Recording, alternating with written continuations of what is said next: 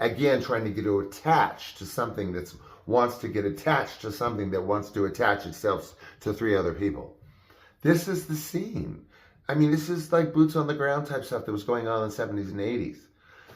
So let's move along. The Beverly Sunset. The Beverly Sunset, mostly residential. I mean, mostly for, there wasn't really a hubby thing going on there, but a lot had stayed there. And a lot stayed there because it was the core of the Sunset Strip, which is Tower Records. There's a million other things around there, but Tower Records is the one we all remember. Again, the Beverly Sunset was next to there. That was leveled, actually, to make room for Spago, the infamous Spago. Google it.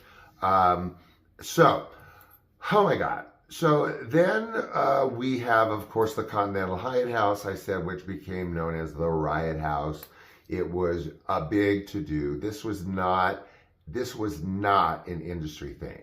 This was, by and large, this was musicians,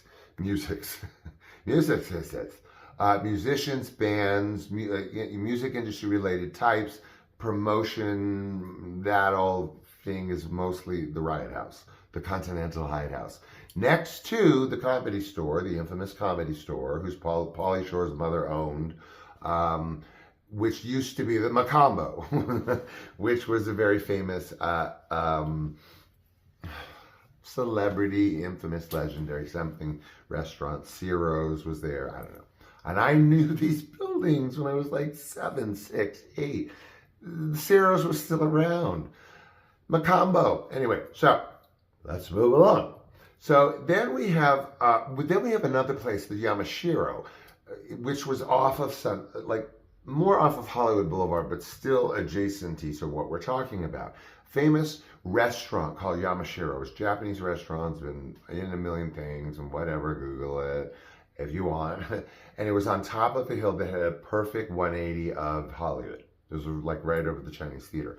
But there was this residential, again, I forget what they call Yamashiro Gardens or whatever the hell. And again, these were cottage style, sort of Chateau Marmont. Well, I'm not going to get into Chateau Marmont. That's like, blah, you can get that anywhere. But same type of thing, but very, I don't want to say secret, but very subterranean. Again, poolside action, but this was more of the type of places that you didn't necessarily go to business hookup. There were mature actresses and things of that nature that like company or visiting or a different kind of poolside visiting. As was, I'll bring this to a close, you guys. I know I'm dragging this on forever, but in the vein of the Yamashiro, there was also the Montecito. The Montecito was a block away from the Yamashiro. The Montecito, again, was kind of like the Sunset Tower in that it was nuts. It was like a hotel.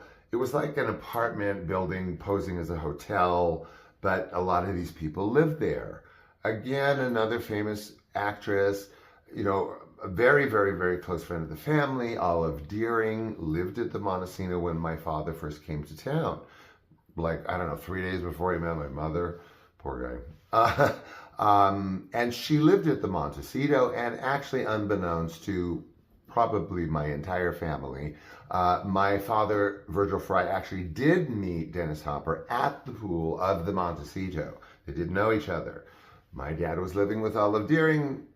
God knows why Dennis Hopper was there. They struck a conversation at the tiny little pool behind the Montecito, where I have photographs of me laying on my daddy's tummy as a baby.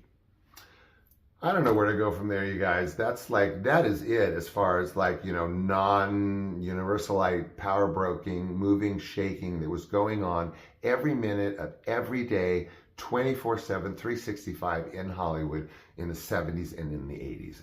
Beyond that, I don't know. You tell me. Okay. Thanks for putting up with my info dump for the 2,190th time. And I hope you're doing well, moreover than anything. And be good to yourself. I'm practicing that. I'm being told to practice that. And be good to those you care about, which you probably are. And other than that, I love you. See you tomorrow. It's same old, same old, same old. You know the drill. Okay, bye.